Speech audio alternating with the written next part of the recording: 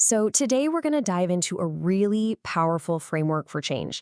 It's something that's making huge waves in professional coaching, but honestly, it's just as relevant for personal growth.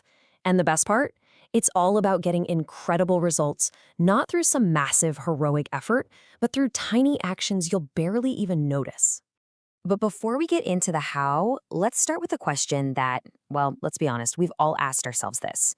Why do we set these huge, inspiring goals only to watch them completely fizzle out a few weeks later? We've all been there, right? But what if the goal itself isn't actually the problem? And this quote from James Clear's book, Atomic Habits, just hits the nail on the head. It's not about how much willpower you have or how ambitious you are. It all comes down to the systems you have in place. The real secret, the real key to making progress is to stop focusing on the prize and start focusing on the process. Okay, so let's break that down a bit more. First up, we've got to understand why just having a big goal isn't the magic bullet we think it is. In fact, sometimes it can actually work against us. Here's the trap that so many of us fall into. You work like crazy to achieve something big, run that marathon, land that promotion. You finally cross the finish line, and then what happens? That motivation that drove you just vanishes because the chase is over. And the system that got you there, it just crumbles, and you can end up right back where you started. So, if big goals aren't the whole answer, what is? Well, this brings us to the core solution, the power of atomic habits. This is where we make a huge shift in our thinking, away from giant leaps and toward tiny, consistent, everyday steps. And it all starts with this one little number, 1%. That's it. The whole idea is to just get 1% better every single day. It's a change so small, so insignificant, you almost don't even feel it. It's not scary, it's not overwhelming, it's just 1%. But here's where the magic really happens. That tiny 1% improvement, it compounds. Just like interest in a savings account, right? A tiny deposit doesn't look like much today, but over time, that growth becomes absolutely exponential. And what's the result of that compounding? It is just staggering. If you improve by just 1% each day, by the end of a single year, you will be nearly 37 times better than you were when you started. That's the incredible, almost unbelievable power of small, consistent actions. Okay, so that sounds amazing, but how do we actually build these 1% habits? Well, lucky for us, there's basically a user manual for it. It's called the 4 Laws of Behavior Change. Think of this as our practical, step-by-step toolkit. The first law is super simple. Make it obvious. Our environment is constantly sending us cues that trigger our behaviors, most of the time without us even noticing. The key is to stop being a victim of your environment and start being its architect. You want to design your surroundings so the cues for your good habits are just impossible to ignore.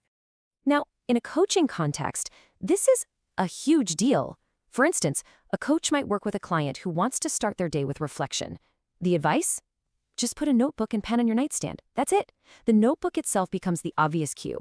For coaches, this ties right into using powerful questions to help clients see the hidden triggers in their own lives. Okay, next up, Law 2, make it attractive.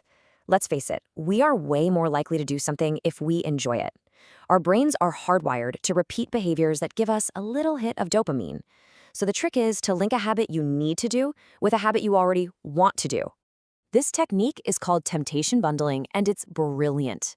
A perfect coaching example is telling a client they can only listen to their favorite binge-worthy podcast while they're at the gym.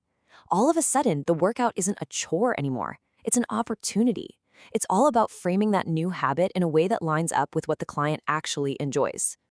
Now, Law 3 is an absolute game changer. Make it easy. The biggest reason we don't start new habits is because of the friction. It just feels like too much effort. The 2-minute rule completely demolishes that barrier. Whatever your new habit is, you just scale it down until it takes less than 2 minutes to do. A coach would use this all the time. Your client's goal to meditate for 30 minutes sounds totally overwhelming, but the coach can help them reframe it to meditate for 2 breaths. I mean, who can't do that?